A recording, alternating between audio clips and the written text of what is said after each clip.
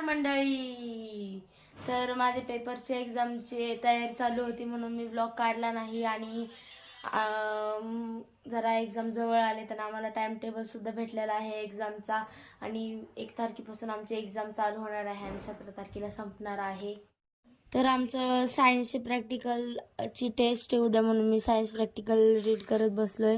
आमचा स्कूलचा time table आलेला आहे बघा. 1 तारखेपासून आमचे सगळे पेपर सुरू आहे. ते 19 तारखेला सुट्टी आहे आम्हाला बघा. इथं सॅटरडेला सुट्टी, मंडेला सुट्टी. मंडेला बघा आंबेडकर जयंती आहे. ट्यूजडेला study leave, Wednesday study leave, Thursday study leave, फ्रायडेला पण स्टडी लीव, गुड फ्रायडे आणि सॅटरडेला जॉमेट्रीचा पेपर.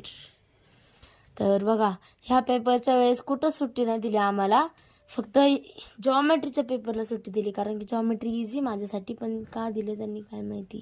त्या मावशीचा पोरगा पण आलेला आहे, त्याचा CBSE बोर्ड आहे, त्याला सुट्ट्या लागल्यात म्हणून इकडे आलेला आहे सुट्ट्यांमध्ये. तो आहे ना माझे सारखे व्लॉग बघत असतो, अर्धा तास एकच व्लॉग बघत असतो कारण की चांगला असतं म्हणून. चांगलं असतं का? हा. आता मी जरा एक्झामची तयारी करतो, सायन्स प्रॅक्टिकलचं करतो. तर ब्लॉग आवडला असेल तर लाईक करा, सबस्क्राईब करा आणि बेल आयकॉनला पण क्लिक करा. तर बाय, भेटू पुढच्या ब्लॉगमध्ये.